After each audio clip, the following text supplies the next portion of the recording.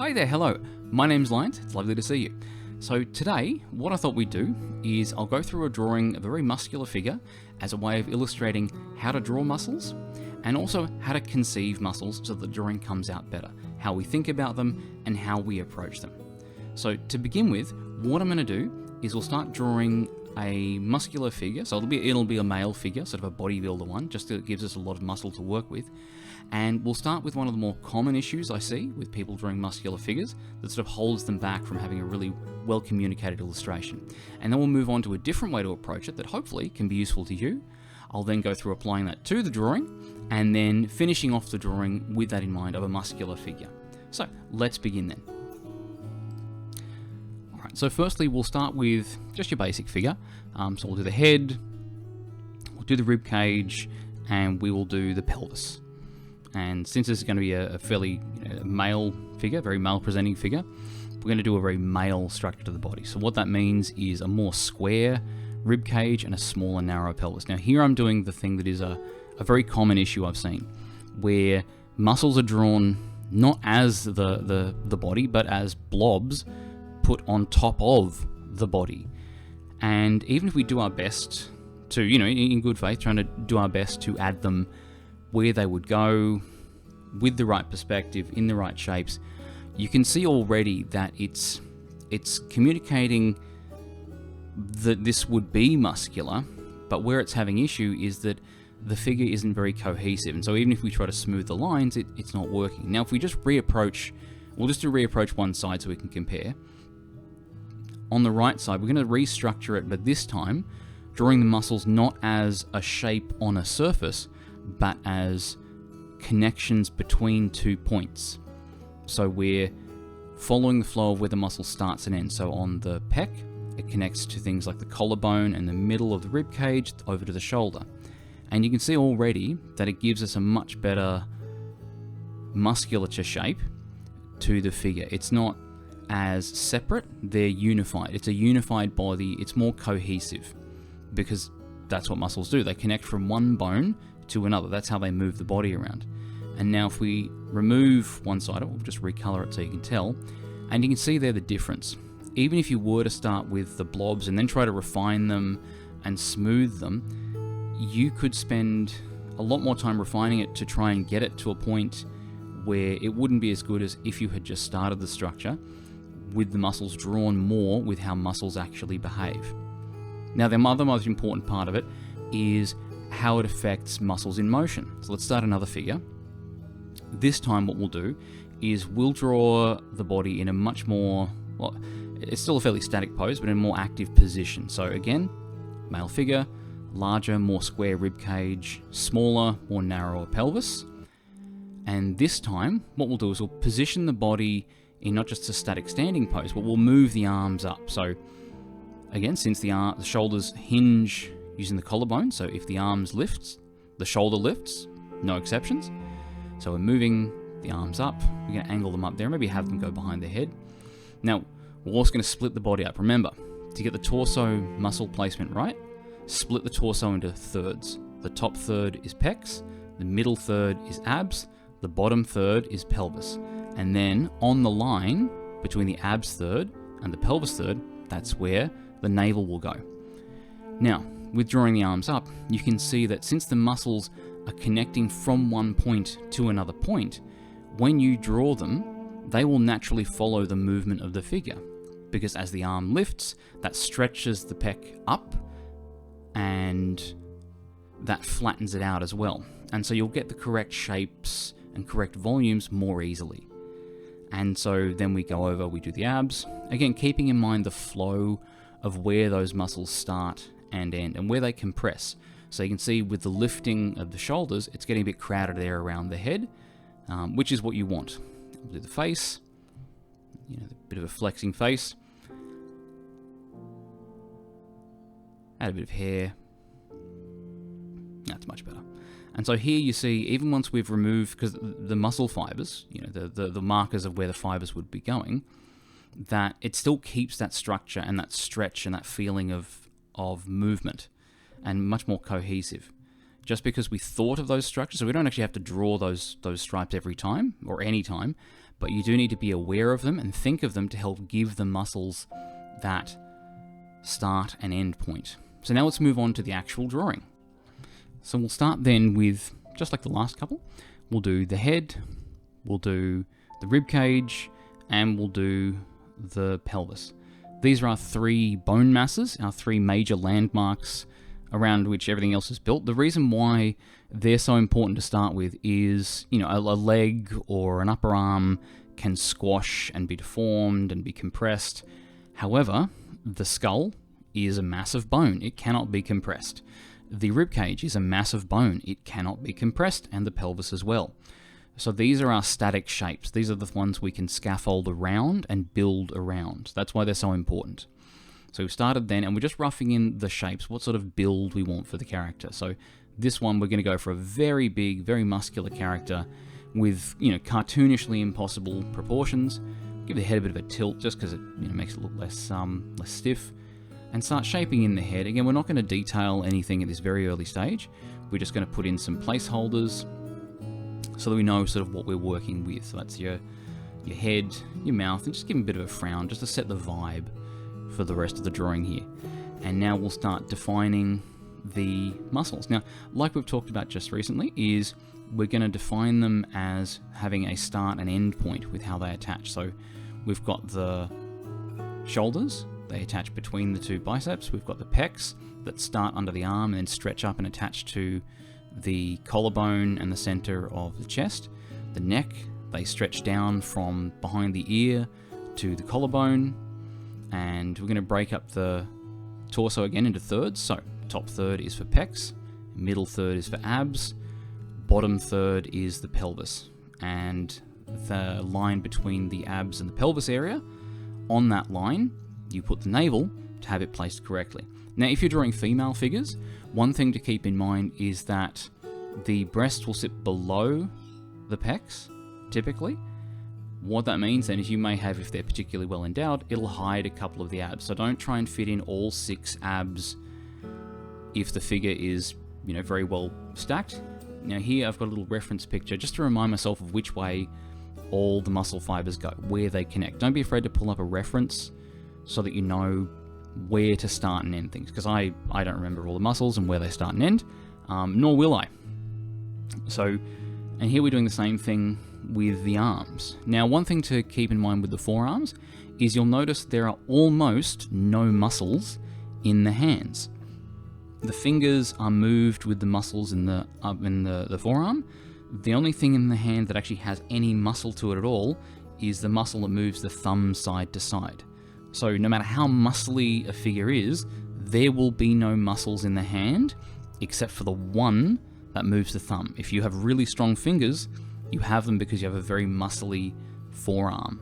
That's why you see those hand exercises there to exercise your forearm. So here we're going through, we've added a bit of detail to both the arms, and so now that I like the figure, we'll start better defining the face, giving it a bit of a, you know, more grizzled, more, you know, macho look.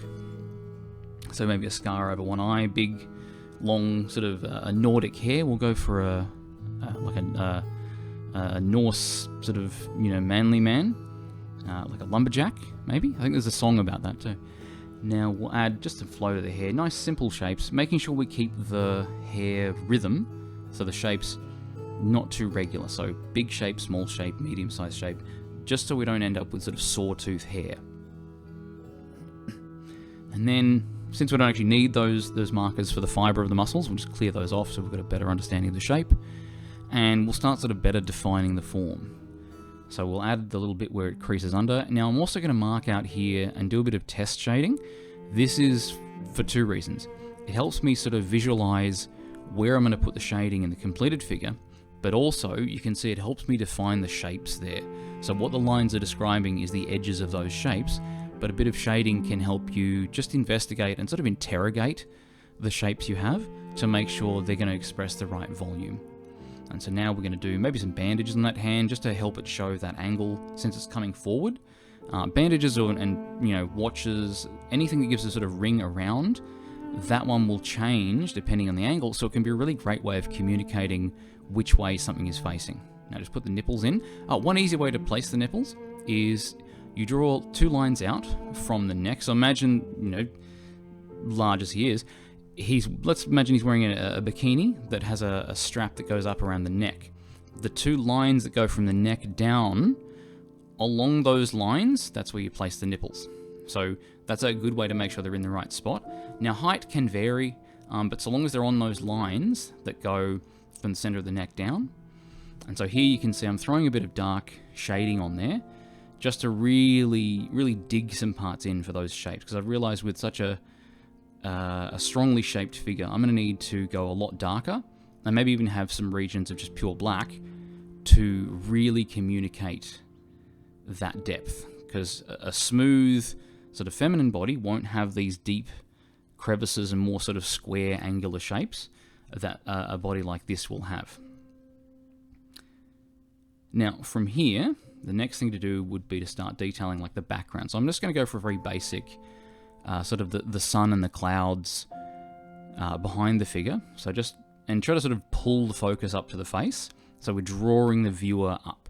So like some swirling clouds, like a Norse god descending from the heavens kind of thing. He's got a bit of a vibe of that. So now with those bits dialed in, we can then start doing our line art. So here, a lot of brush smoothing, and again, like the last one, the way I do do my line art is I'll do just a very straight, hard, round brush with no size variation on pressure, and then I'll go back and do a second pass to add line weight. And so here I'm just dropping all the shapes in of the hair, and maybe 1 or 2 bits to sort of feather it out a bit. Trying not to add too much detail. I want this one to be sort of a more simplistic Western style of cartoon, like your has-been hotels kind of thing. It's got that strong, bold lines to it. That's what I'm going for with this one. And going for a sort of simplified beard as well. Not entirely sure if the line art's too hard there. I maybe could get away with not doing line art for the edge of the beard there, just so the beard merges with the face a bit more gently. Now you'll notice with the eyebrows as well, one of the things that can help communicate a face as being very masculine is you pull the eyebrows close to the eyes. So you pull them down so they'll basically touch. Whereas with a feminine face, one of the things that feminizes a face is having the eyebrows be very more distant from the face. And now here we're going over and just doing the basic lines. Now you'll see there's a lot more line art in a very detailed figure. And the other thing you can do is there's just that little spot there you can see on the pec on the left.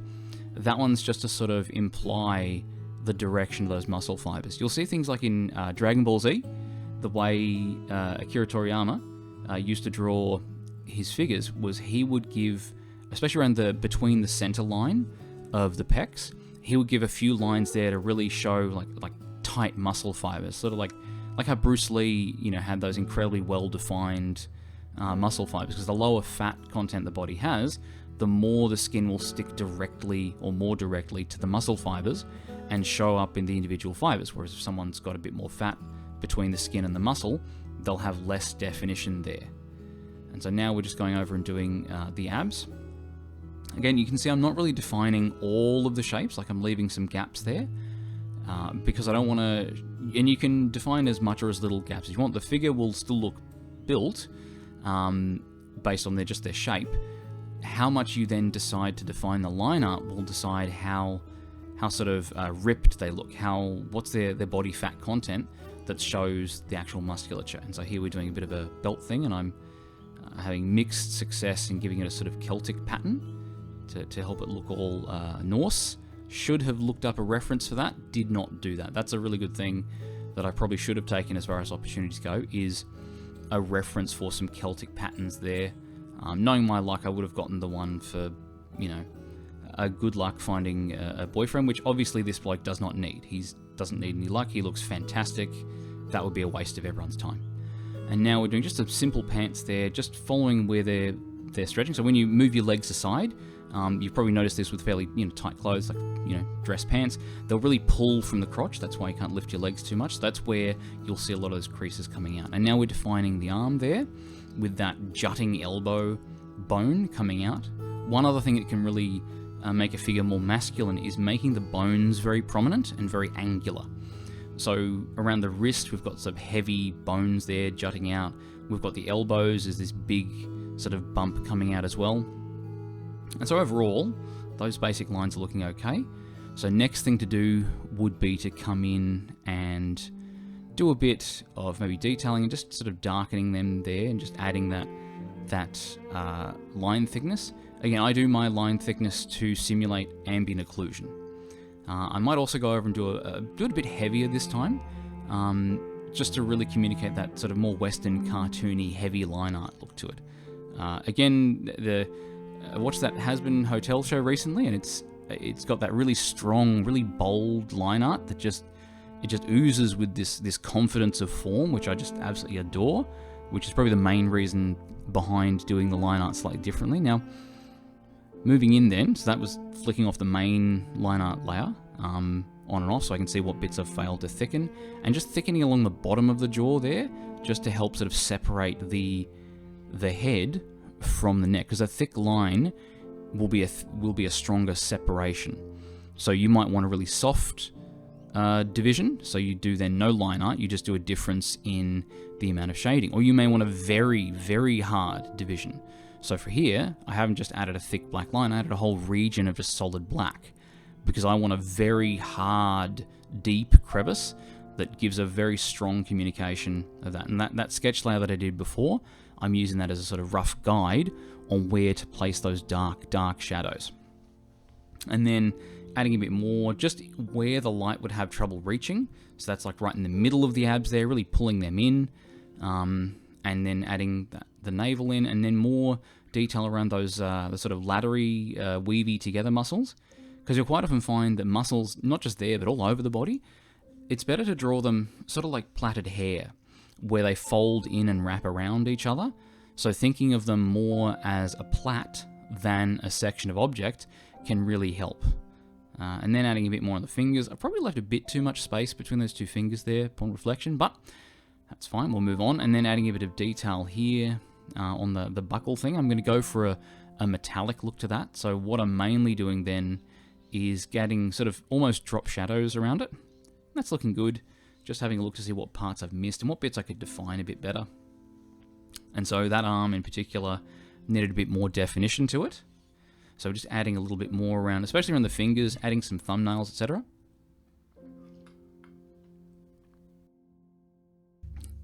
And then doing a similar thing to what we did under the arm, with adding some more hard bits of black between the legs there to really darken that and show sort of how in shadow that is. And that's looking pretty good.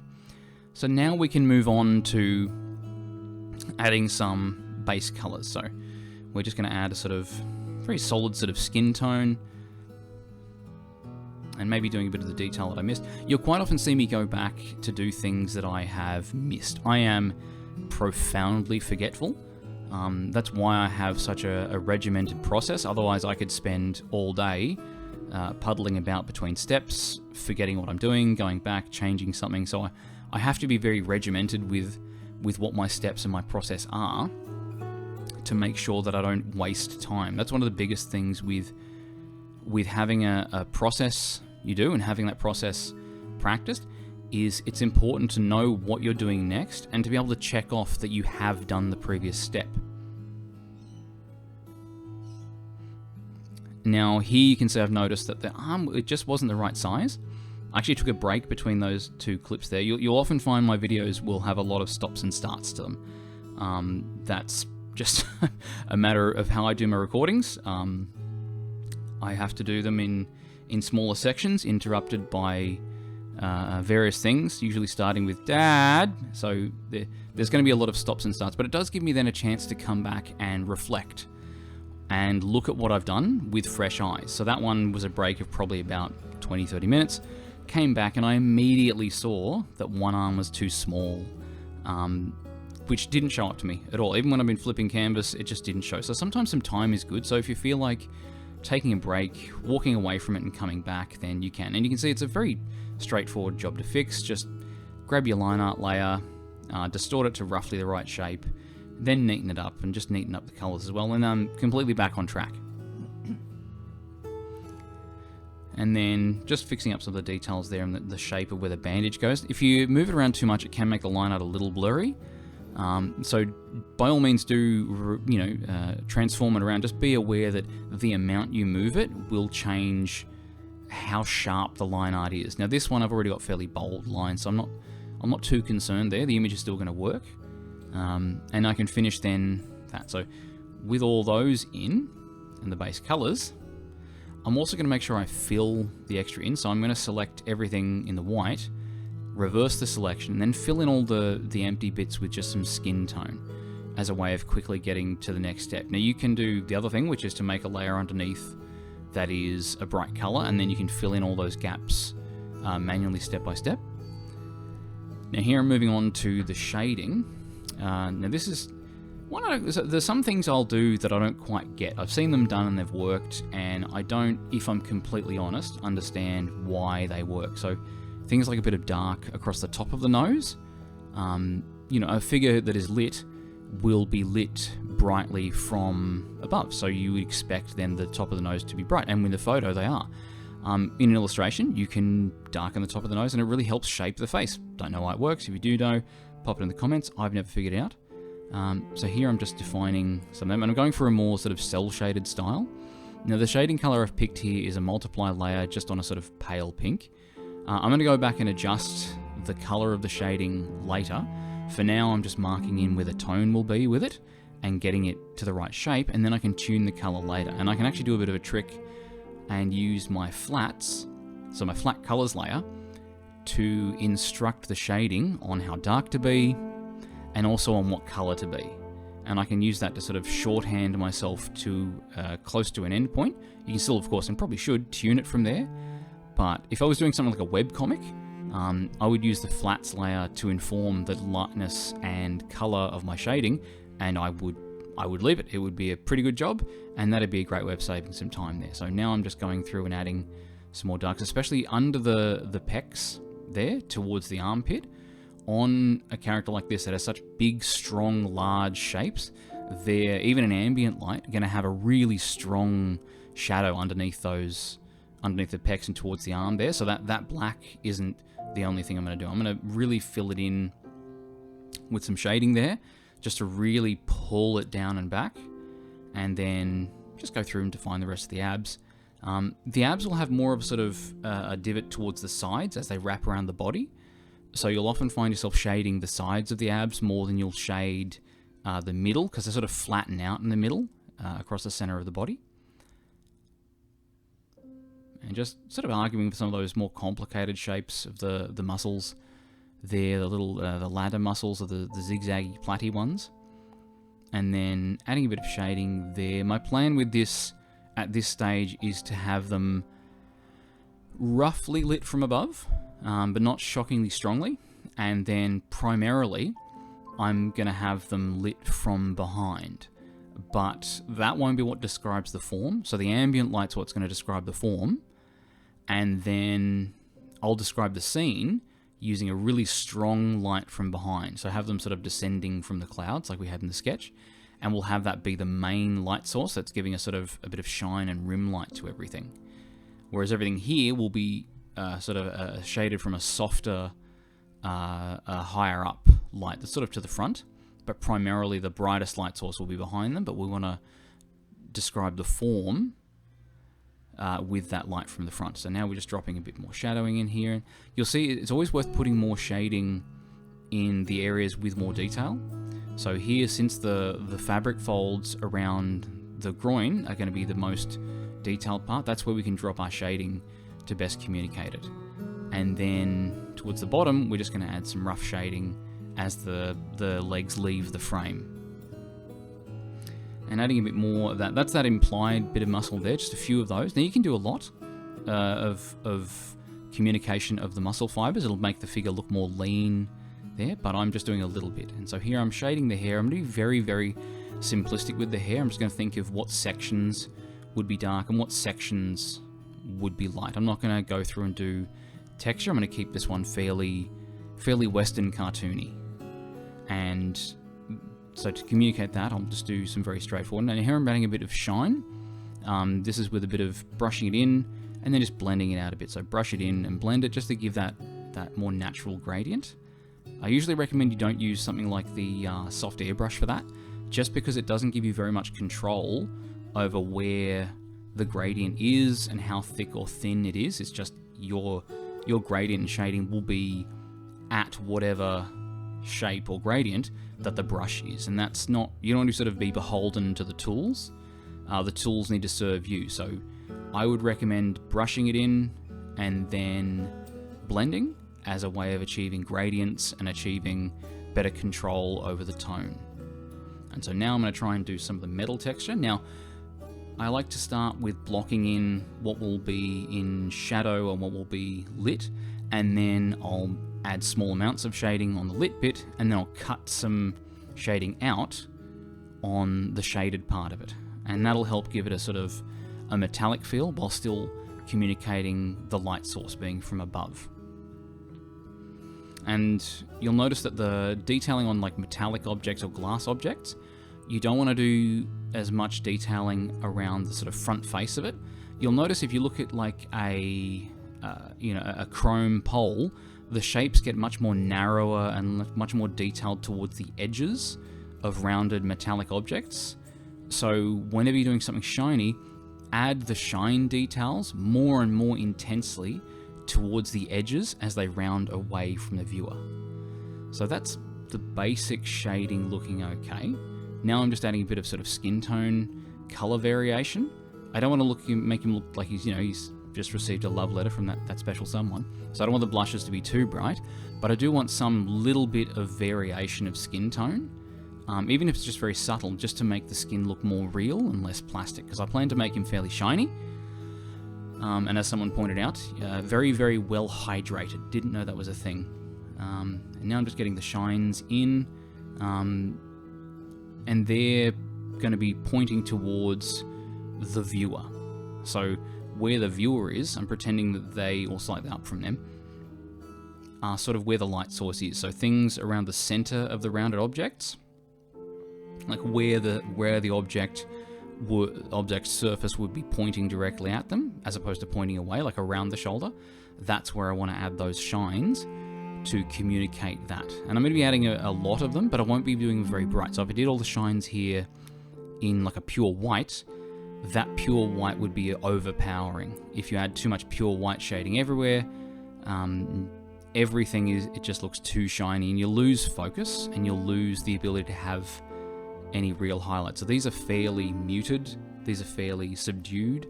These are just to communicate the skin being sort of shiny, maybe wet or sweaty or whatever. And moving down the surface of the figure there, and that's looking pretty good. So with all that, I'm also thinking I want to add some hair, and I'm trying to find a way to add it in. I tried doing a pale color like the hair on there, and that's not really working. Well, I mean, it could work, but I found just some darker shapes here, just using the shading layer to do in some sort of hair detail, just to imply a less sort of, because with the shine on there, the figure looked overly shiny, so I wanted to give it a bit more, texture to it. So going over and doing a bit of shading there, that could be, the shadows cast by the pale hair, but it gives a bit more of a feel of realism, even if we're not making a big sort of visual point of it. And now just remembering I haven't actually shaded the scar there. That's looking okay. Tidying up some of the shapes. I've got to remember not to sort of get too stuck in refining the shading. Now with that, put all of the figure in a big layer, big folder, and separate it off, and then I can start working on the background. So I will keep the figure slightly visible, just so I know where to really put the effort in doing the detailing of the background, because I don't want to put lots of effort into the background in an area that will be obscured by the figure. And I'll do the background in multiple layers, just so I can move the components around before I start detailing them in, because I want to make sure that they're in the right places before I start detailing them. So now I'm going to start sort of breaking things up. So digging into carving away at the shapes, adding a bit of excess bits to it, because I want this not to be like a hard sun. I want it to be like a swirling cloud sort of portal thing, just sort of some amorphous sort of cloudy shapes. I don't want them to be too descriptive. So for instance, if I had a very descriptive thing like a Stargate with a big sort of metal ring with lots of symbols and so forth, that's going to look great, but it's going to have a lot of detail that will pull the viewer away from the figure. So I'm going for just very simple amorphous shapes for the background here, because I want the figure to be the primary focus. So I won't add too much detail to it, or too much recognizable detail, because that will then demand attention and investigation of the viewer. So I'm just going to do things that are very simple that you can, at a glance, know, oh, that's a cloud. And you won't need to then investigate or interrogate it further. You'll just know that it is that, and that's what it will communicate. So that's looking roughly right. Next thing is to give it a bit of detailing. Not necessarily detailing, but a bit more sort of texture and character to it. So I'm getting that further back layer and just mixing it with a bit of purple, so a very nearby color. Like I said before, I'm not going to give it too much contrast to pull the viewer away. So I'm just going to add from a purplish blue to actual purple, just to sort of mix the shape up there and soften it. Same thing with the big sort of main blob behind him. I'm going to give that a bit of detail as well. And then with the clouds in front, I'm going to give them a shadow. Now you can see I'm also using a shading layer with that same purpley pink color, which is going to work on some of them. Like, it works fine on the red clouds layer, but it doesn't work very well on the white clouds. They're coming up a bit pink. So what I can do is, once I've done the basic shading in to define that, I'm going to take the shading layer, once I've done it, and I'm going to get a copy of the flats from the background, and just like I said before, you link them to your shading layer, and then you set them to brightness, make another one, set it to hue, and then change those linked layers so that they'll get everything to the right lightness. So I'll typically copy the flats, I'll change the brightness down by about 50, 60, and I'll change the hue down, so negative about 50, 60, and that will then give me the right color. So here you can see I've added in some just muddling up those shapes just to mix them up a bit, and now I've copied the flats, and here I'm changing the details. I'm changing the hue and I'm changing the lightness, and now when I put that on top of my shading layer and change its blending mode, you can see then that it helps control it. So the shadows aren't as overpowering on like the clouds, and so with that, they've got a much better sort of color to them. Now I'm adding a bit more of a shine behind where the character is, just to give them more of a focus. So we're putting the glowiest parts in the center of the frame, and the darkest parts are on the outside. So this would be similar to doing like a vignette over the top of an image, but this is doing that control of light and dark on the image itself. And so now we're working with the foreground. So with the foreground, so this is the character, I'm going to make a layer over the top of the character and darken it. So I've put a layer over the top and multiplied him, and that darken, and I'm going to chisel that out to show that rim light. And here you can see I've also copied the flats, I've linked them to my shading layer, and I'm using them to control how bright the shading is, and also to control what hue the shading is as well. So that can be very handy. And now I'm doing a shine, and I'm using the selection of just the flats to define that shape, and that's going to give me then the light from outside. So it's not a very, it's a fairly directed light from behind. So I'm letting it fill in quite a bit, and I'm just sort of messing up some of them, so that some of them will be hard edges, some of them will be more soft edges, and I'm even letting a little bit come in around the face there, and the side of the nose, just to really give the face some contrast, because the face is a focal point. So if you're going to let anything have contrast, if you're going to let anything have detail, it'll be the face or maybe the hands. They're your key areas of detail. And so just adding more in. This is I think a screen or a color glow layer. Just because of the edge of this color, I want the edge of it not to just be pure white, but to have a bit of color to it. And you can see the way it behaves there. It's not really meshing well with the bit of shading, so I'm just deleting the shading where it is there. After I've done that the second time, I've decided to save myself a bit of time and just do it all at once. So what I'll do is I'll do all the white parts in, and I'll leave the shading there where the shading's disagreeing. And then once I've finished doing all the highlights, I'm going to control click on my highlights layer, which will make a selection based on the shape of that. And then with that selection, I'll go to my shading layer, hit delete, and it'll delete everything in the shading layer that was in the same position as everything that was in the highlights layer. And that'll save me from having to go over and delete all the bits individually. Since it looks like I've created a couple of them, there's going to be more. Now here I'm just doing a bit of the highlights on the belt buckle. I'm starting with a big sort of glow just to show that it's a rounded object. And once that's in, I'll do the detailing shine after. Now, that one's pretty straightforward, just adding a bit of shines here and there, just trying to be a bit sparing with them. And now doing the larger, sort of broader bits of light around the object, around the character, sorry, and trying to smooth some of them out just to give them a bit of depth. And doing some more on the leg there, and trying not to let it overlap the shadows too much. And even though I am going to just delete everywhere that overlaps automatically, and then adding a bit more shine to that sort of waistband sash thing. And using the selection of just the pants layer so I can just draw the highlight there without having to faff around. And a bit more on the elbow. And that's pretty much all I want as far as highlights go. So that's that tidied up. The next thing would be things like some of the shine on there. So making another layer on top that's with a big, and this is one of the few uses of the big soft airbrush, is when you just want to add a bit of glow or a bit of just gentle, very broad, very smooth tone where the gradient edges of it don't really matter.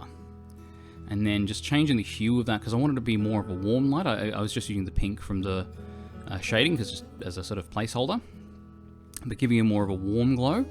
And then working now on things like softening the line art. Now you can do the same thing with the line art that you can do with the shading, where you copy the flats and then use them to control the color and brightness of the line art. So you can see there it's given the line art around the hair a sort of more blue, a sort of paler touch, but then the line art around the character is more sort of purpley red. And then just doing a bit of detail on the nipples again. I don't have to get the color right, and just sort of blurring them because I don't really have much of a hard edge on the body.